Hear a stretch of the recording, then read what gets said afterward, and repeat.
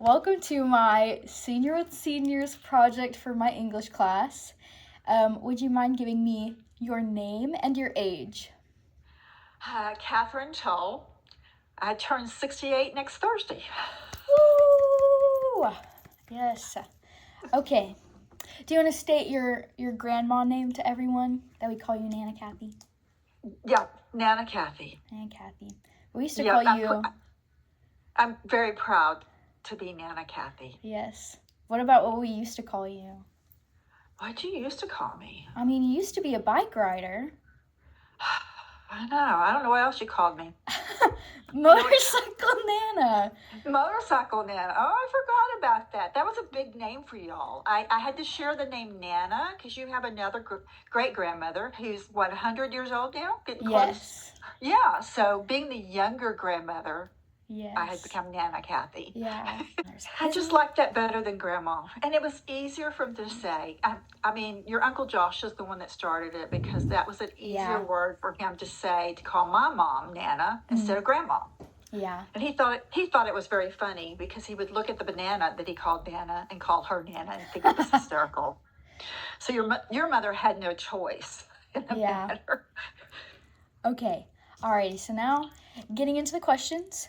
Obviously, you're my Nana, so you have to have some kids and grandkids, but do you want to talk about, how many kids and grandkids you have? I have 3 children, Mm-hmm. and I have 7 grandchildren. Yes. And I'm going to have to quit saying grandchildren because 6 of them are in college, Mm-hmm. and I have 1 junior in high school. Oh, yeah. And I have 2, they're now over 21. Mm-hmm. You'll be the third 21-year-old. I will be the third 21-year-old. Yeah, so, do I keep calling you children, maybe? I don't know. We're your grand adults. Young adults, yes. Our friends. I like that they're my friends, too. Yes, we're your grand friends. That's what you can call us. Grand friends, yep. Okay, and then I know you used to have a full-time job, and I know you're retired, but do you want to talk a little bit about the job that you used to have before you retired, and then also share a little bit about kind of the work you're doing now? Sure. So the world was different when I was coming out of high school. Mm-hmm. I applied for college, but decided that I really wanted to be in the legal field, so I went to executive secretarial school and got a certificate. The funny thing is, after I finished, it later became an associate's degree. But that put me in the legal field. And then this thing came up called paralegals. And so I went actually to East Texas University to get a paralegal certificate. And so for 40 years, I was a paralegal for a litigation firm and I handled the civil litigation. So I represented a lot of companies in their lawsuits. And that's what I did up until 61. It was a very stressful job. On top of having kids, I would work during the day, come home, take care of them, and when they would go to bed, I would go back to work. Once we started having computers, because I went to work before there was computers. So having computers and internet changed everything. It made it much easier to do my job. But so I got to retire at 61. In fact, May of 2019, and got to travel. I've been traveling. I've done volunteer work with Samaritan's Purse and Billy Graham Evangelistic Organization. And now I do a lot of things with my church, including mission trips. And then the biggest thing is taking my grandkids on trips. I enjoy taking them and giving them the love of travel. And we like going on trips with you, too. Yeah. Yes. Yeah, I mean, if you don't get to go, you don't see what's out there. Yeah. I know. I think about our trip to San Diego all of the time. Like, I talk about it all of the time. Yeah. Because we had a great time just hanging out and doing fun things and picking out what we wanted to do. Yep. So, other than doing your mission trips and living the retired life, do you have any hobbies that you are currently pursuing? You know what? I really haven't gone forward and done a lot of hobbies. I've always crocheted. I've always loved reading. Enjoying flowers now. but I'm leaving my time open because if I'm so busy with hobbies, I can't do God's work. Because there's several things I'm involved in with my church. So I teach fifth and sixth graders every other week on Sunday morning. Right now, I'm doing. We have a ministry where we go pick up middle school kids at another school district that are not as privileged, and we do some tutoring. We do dinner with them, and then we have church with them. So I've been doing that. And then I have a couple of things I do during the month. So if I'm so booked up with hobbies, I don't have time for those. I don't have time to drop everything and go out on mission trips because, as you know, I just got back from 2 weeks in South Korea. Yeah. And if I'm doing too many hobbies, I don't have enough time. Yeah. So I've tried not to pick up some. There's a few I'd like to try one day, like baking. Yeah. Learning to decorate cakes. Yeah, I think that'd be fun. Some watercoloring would be fun, but I'm not very artistic, so. Yeah. I know you used to do a lot of jewel painting for us, the diamond paintings. Yes, that was during COVID. I couldn't go out as much, and I was bored to death at home. Seems like there was also maybe a strike going on with with entertainment, so there wasn't a lot of things on television. Yeah. So I would listen to books and do the diamond art for y'all. Aren't you glad I stopped doing that? You have enough on your walls, right? Actually, I've been putting a lot of stuff up on my walls lately. Like, my room is pretty decorated now. Cool. Yeah. I think you feel at home now. You're finding yourself out. Yeah, because for a while, Mom was telling me I couldn't put anything on my walls because the landlord wouldn't like it. But, I mean, she has stuff up on her walls, and it's just it's very small nails, and it's nothing. We have extra paint, and it's like, I needed my room to have some color to it. Yeah, I got a great picture. It came in today. I went to the Bible Art Museum in Dallas, and there was a Thomas Kincaid one I liked of Jerusalem. And so he had a small one of those. It's a wrap canvas. And so I got it. He's got three more in that series. I'm hoping one day he puts those on the wrap canvas so I'd have all of them. They're exact pictures that I'd taken while I was in Israel. So. Oh, that's so cool. Yeah. Alrighty. So I'm going to start asking you questions that are a little bit more on topic for kind of the class and the project that I'm pursuing. So you said your birthday's coming up and you were turning 68. 68. I quit being 6'7". It's not been fun doing 6'7" with fifth and sixth graders or seventh and eighth graders. They all go 6'7". Oh my goodness! I know this generation. But with you turning 68, I mean, such an accomplishment. But do you feel like you're 68, or do you feel like you're younger or older?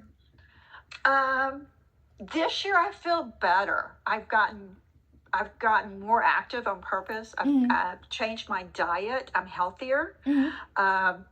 Like yesterday, it was yesterday, I went and bought more mulch. So I loaded up the mulch in my car, got it out, put it in my yard, 12 bags of mulch. And a couple of years ago, I wouldn't have been able to do that. So staying healthy has helped me. It makes me feel younger. Staying around, I just spent 10 days with college kids. Yeah, and they were cool, weren't they? They were cool, and I love seeing things through their eyes. So being around the younger kids just makes me feel younger too. Yeah. And I hope one day I get to spend more time with my grandkids, but they're just busy. I know. Next question.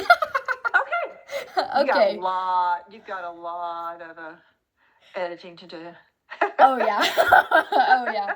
Alrighty, next question. So, where were you born, and then where all have you been to get to where you are today? Physically, let's see. I was born in Dallas, Texas, in a hospital in Dallas, Texas. So most of my life I lived in Dallas. We moved way east of Dallas, 65 miles, in 1983 when I was pregnant with your uncle James. We moved to Fruitvale. Yeah. Population of 300 and something people, no red light. We had a flashing red light, but it was a small school that had from kindergarten to high school was 300 kids. And so that's where we raised the kids. So that's where I lived most of the time. Mm-hmm. We lived there 20 years, then moved out to Cedar Creek Lake. Mm-hmm. And then in 2011, I bought my house Mm-hmm. and moved to Forney, mainly because my mom needed to be taken care of. And where Yeah. she lived, it was an hour wait for the hospital by air ambulance. So moving her to Forney, there was a hospital here, and she was in between her brother and her sister because her health was getting bad. So I just moved here to be closer to her.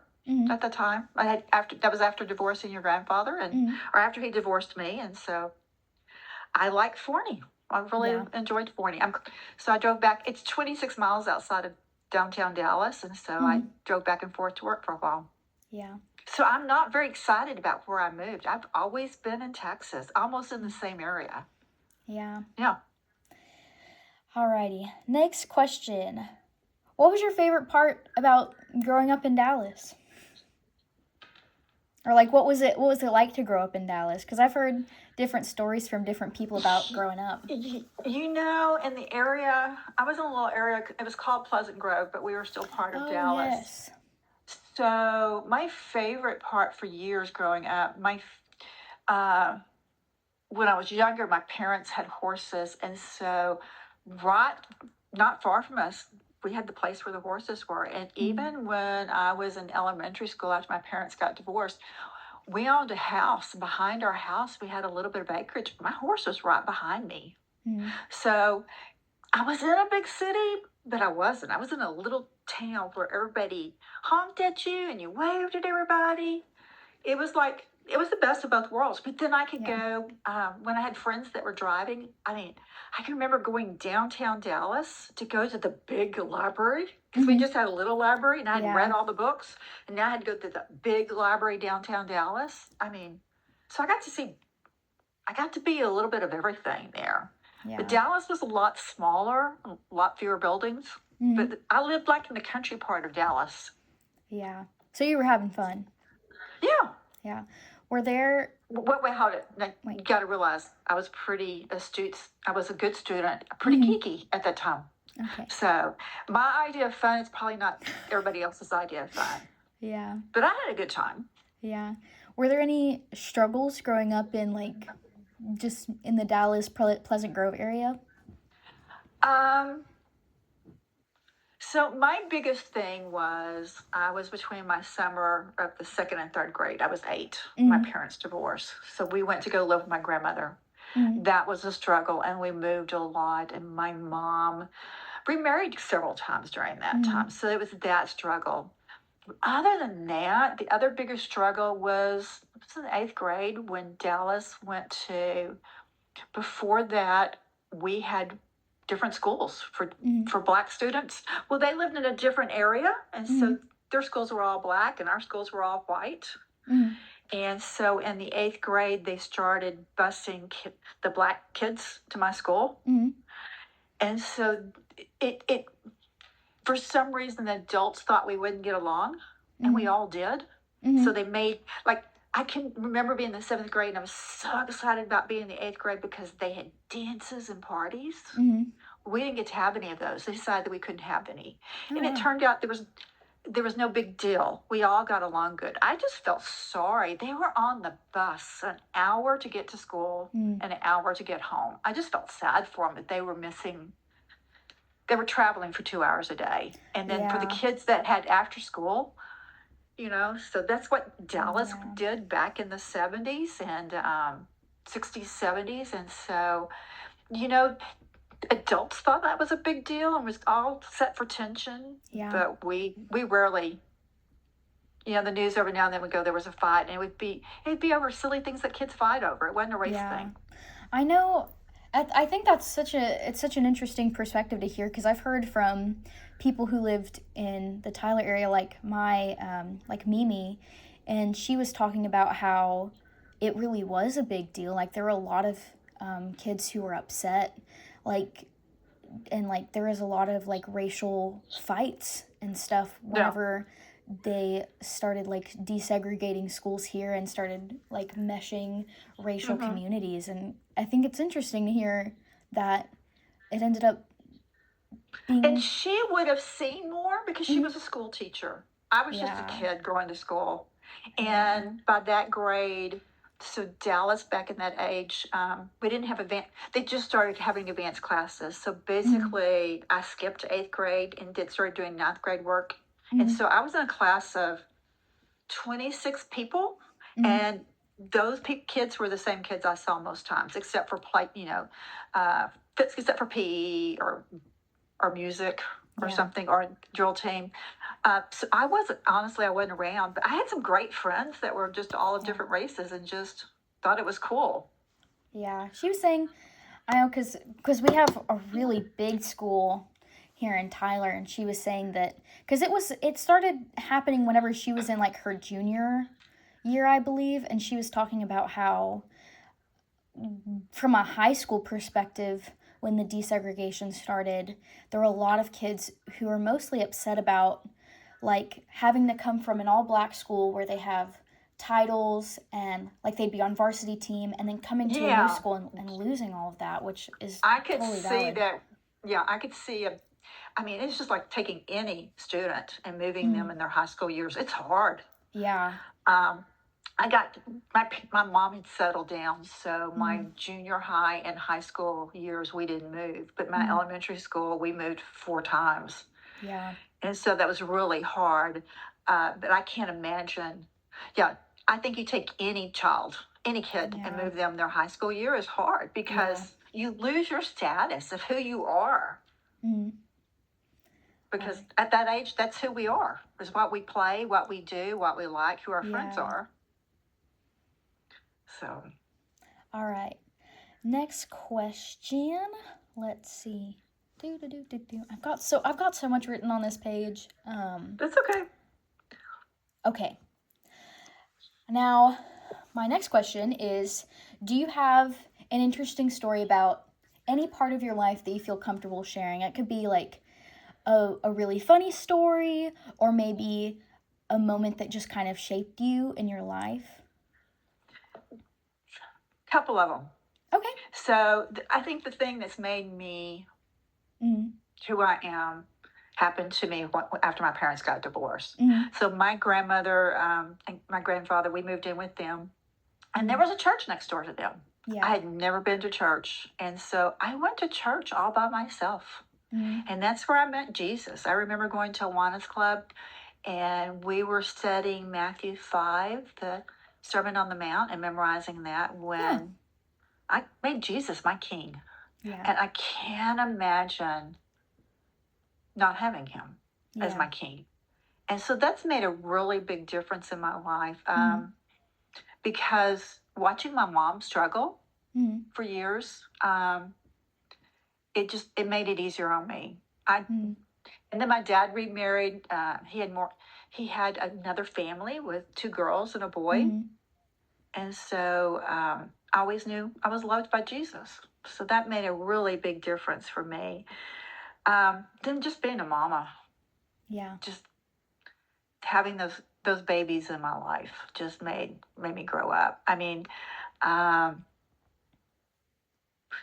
my husband. I loved my husband, and he was a good man, and Mm, I loved having our babies and mm. raising them, and Yeah. then getting to see. I think that's the reason grandkids are so special because you're Mm, a unique person, mm. but I still see your mom in you, Yeah. and so Mostly there's in my just things. temper. Yeah, and your drama. Yeah. When you were little and your drama Oh, things, yeah, I had just to laugh and go, okay, she's her mama's daughter. yeah. Yeah, so that's what, yeah, just realizing how much he loves me. And as I continued to grow as a teenager and as a mom, and even as an adult, to realize how Mm, much he loves me, it's yeah. just made that this is not my whole world. My world is better. That it will be heaven. We're just Yeah. passing through, and so I'm just feel really blessed. I feel really blessed that our grandkids all love Jesus too. Yeah. I Yep, know that's it. pretty special. We're going to spend eternity together. Yeah. So, that's it. I mean, I love traveling. I always have. Do you have any And funny travel stories? trying to think funny. Yeah. Um, I'm trying to think if there was some from San Diego too. I'm like, Well, I just see God everywhere, and sometimes it's just funny. So during the fall, I went to the Great Smoky Mountains and mm, to uh, drove some of the Blue Ridge Mountains. It was just beautiful weather, beautiful trees turning cover, and me in the car. So I get SUVs at a cheaper price. mm, And every time I went to fill up this SUV, I could not get the gas thing to pop. mm, Just be really easy. And I mean, I could not get it to open. And so I'd stand there and have to ask someone, usually mm. some man, hey, I can't figure this out. It was Yeah, just hard to go, I don't know what's wrong. I can't get it open. yeah. And so there's one time that happened, the first time it happened, and it's like, I'm trying, pushing it. I'm looking for buttons in the car to push it. It won't open. So I asked this man and said, I'm so sorry, I can't get this open. And we walked back to the car. I swear, it's open. It's open. Okay. That's like, okay, Lord. So it happened 2 more times. I Oh my mean, one goodness. man, one man's trying to pry it open. Another one took my keys and was trying to open my car. And then, I'm not kidding. He unlocks my car and it unlocks it. It's like What? weird every time. So it's getting to be funny. And so when I take it to turn it in, I told the young lady, I said, yeah, I just can't get this. I said, I'm having issues. I had issues with, to putting the gas in. She Mm, goes, you just touch it and it opens. And she touched it and it opens. And I just started laughing. It's just like God wanted me to talk to those people. yeah. But it got to be funny. It just got to be funny. And the other thing I had with the car, so I'm stopping on the side of the road and taking beautiful pictures of all the orange and red trees. Mm, And I got tired turning the car off every time. So with yeah. my car, I can leave it running and lock it, and it's okay. Apparently, that set that car for berserk, so it's running. It won't unlock, Oh and no. I'm the only one out there. I'm going, okay, Lord, so what do I do? What do I do? What do I do? And I'm just standing there praying, and I went, oh, there's a key inside it. So I opened it up, took the key out, and I locked the door. But Oh I'm like going, wow. here I'm on the side of the road. There's no traffic all of a sudden, with a running car, Mm, and, everything else is inside my car besides the key and my phone. I have the key and my phone in my hands because yeah. I had been stopping every couple miles and, what Taking we did photos. and taking photos. Yeah, it's like, Yeah. so I love traveling. It's so weird traveling all by yourself, but every time Mm, I go, I'm not by myself. God's with me. And sometimes he has such a great sense of humor. As long as I don't get up mad and upset, he's just funny. And he did the same thing when I was in South Korea. It's just when I'm by myself, he just takes care of me and does unique things. Like I lost my yeah. earring, Mm, could not find it, and I come back to the room and there's my earring. oh yes. I did eventually lose it. Mm. So it's like, but yeah. But it's like, all of a sudden, because I went, oh, that must have been the one in the drawer. No, I opened the drawer and there's one, there's two. So I don't know. It could be easy as they found it when they were cleaning the room, but it just happens a lot when I'm traveling. Yeah. So, but yeah, so cool things happen when you go by yourself because you have no one else to rely on. Yeah. Mm-hmm. Yeah. So, because I can't yell at anybody else. So, All right. My next question is, when you look back on your life and all of maybe the moments of struggle you've had or even moments that were really good, do you feel like throughout your life you have a lot of regrets, or do you have a lot more fond memories that you look back on?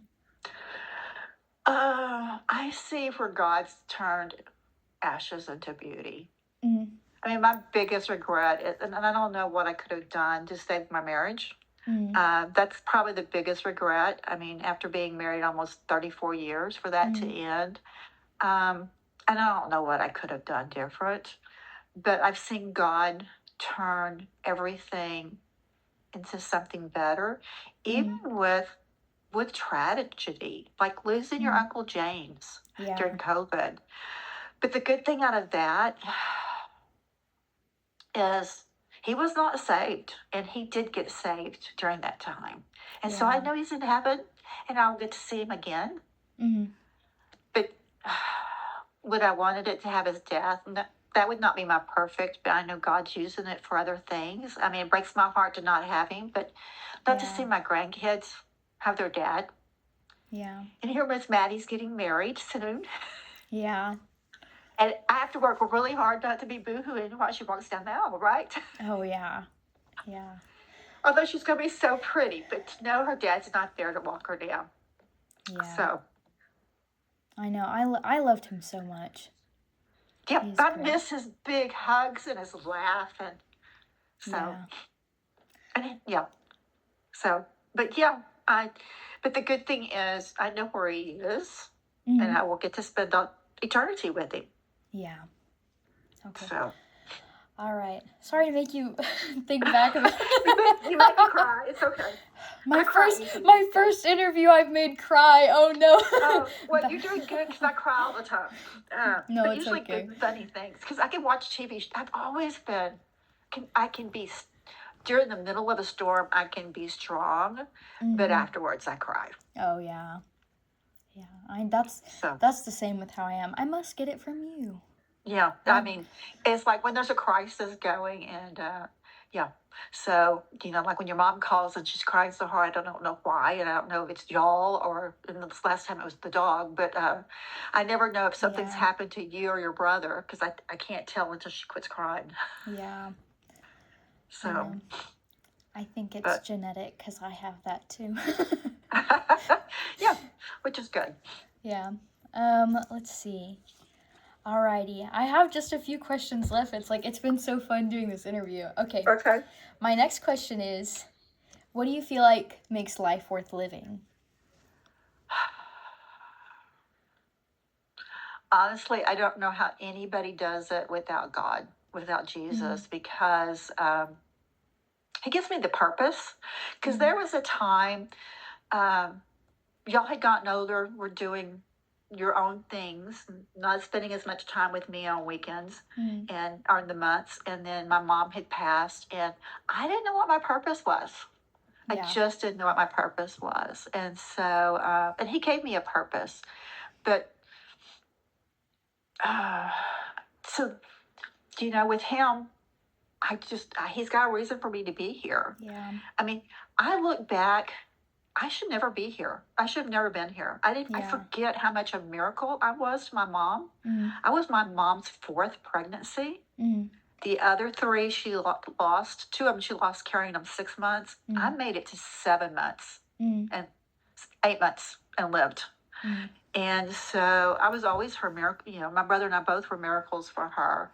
And so if you look statistically with my parents getting divorced and stuff, and being raised by a single mom and the age I was raised, I should never have been anything.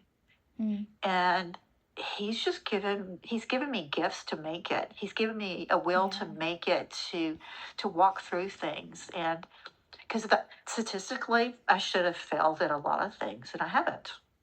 Yeah. And that's to His power. And you really do so much work through your mission trips. And like for me, it's like I need to tell you more, but I think about all the things that you've done for me, especially with like college and giving me travel opportunities, and I don't tell you enough, but I think about like all the time how grateful I am for you. Oh, you're welcome.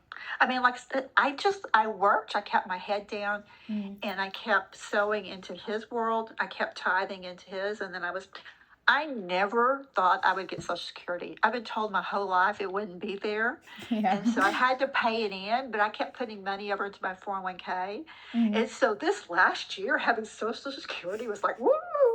I have Social Security. I didn't have to spend the money. So that gives me more money to play on and more money it's y'all, yes, I plan to hopefully leave y'all some, but at the same time, especially with college, I didn't want y'all just to start in this world in debt. Yeah. So being able to do that is just God's blessing to me to be able to help y'all. Yeah. And I'm so grateful. I'm so grateful. Yes. Okay. Yeah, because How many people could say they don't have any debt going into to work? Very, very little. Very little. Yeah, and it's hard enough. I had a little debt because I had a school loan, even for executive secretarial school, and Yeah.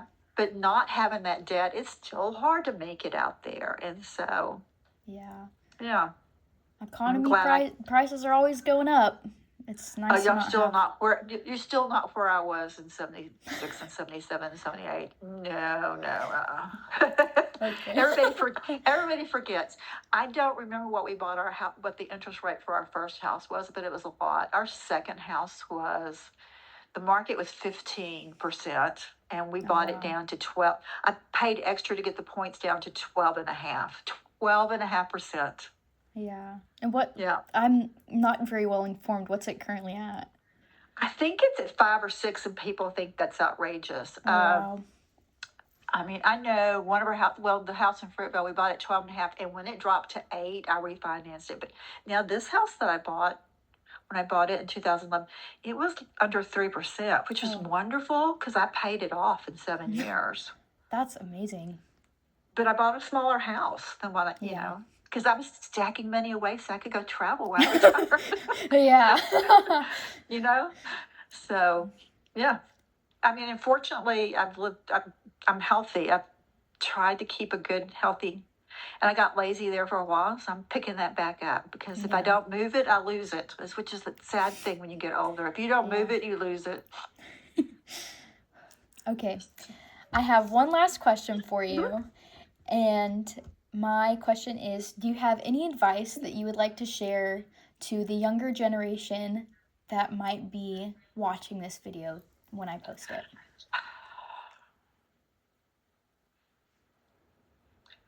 God is good.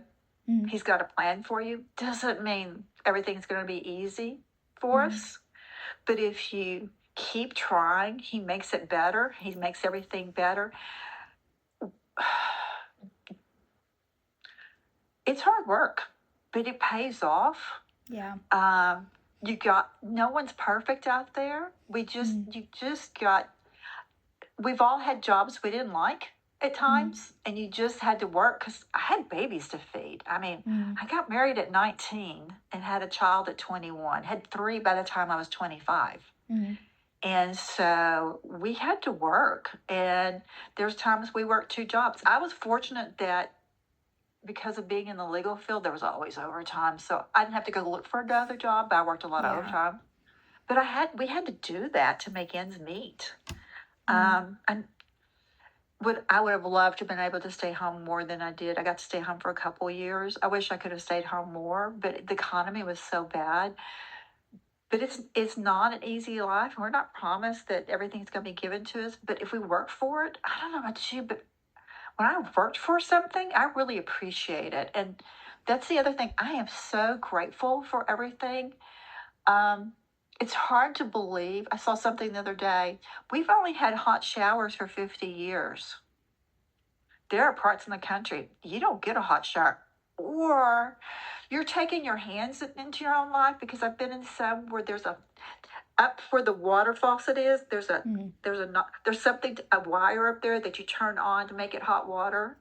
So it's electrical wire while you're in the shower. Pretty risky, right? Yeah. There's a country that's been that way. So there's still countries here. There's no guarantee of a hot shower. Yeah. Having a toilet to sit on is amazing. I was just in a country, Korea has both. There's just a flat wall. There's something there, but there's nothing to sit on. Yeah. There's so many things we take for granted, but my grandparents and even my mom growing up did not have floors in their house. Yeah. We've come a long way, and I like that comfort too. I like my internet. I like my lights. I like my air conditioning and heating. Yeah. But I can remember growing up in houses that we didn't have it. Yeah. And so I think it's gratitude. And sometimes it's starting with that basic stuff, is we've just got to be grateful for everything we're given right now. Yeah. And then, so that means we share it with other people, that we're kind. And it means we tell the truth with justice, and not everything that's going on out there is truthful. Mm. And we have to remember to tell the truth, even sometimes when it hurts. Mm. We have to be truthful. Yeah. We have to use God's truth. Yeah. So, and that's hard these days. Yeah. But I think we're doing a disservice to people if we're not telling the truth. And that means I have to be bold in sharing the gospel, because there's a lot of people saw this in Korea. They will run from you. Mm. But you have to try, because Yeah. to let them not know the truth of Jesus and no one to share the gospel with them, and for them to go to hell Mm. is not a good thing. Yeah. So gratitude, be thankful for what you have, work hard. God's given us this earth to be stewards. Mm. That doesn't mean we sit back and do nothing. We have to Yeah. be good stewards. Everything we do for His glory. Mm. So that means we do our best at everything we do. We take care of things, and then we continue to love and share the gospel. Yeah. I think when you do those things, life will go well for you most of the time. Yeah. So, Alrighty. Well, that's all I had for you today. So okay, I'm through preaching. thank you. Woo! We made it through.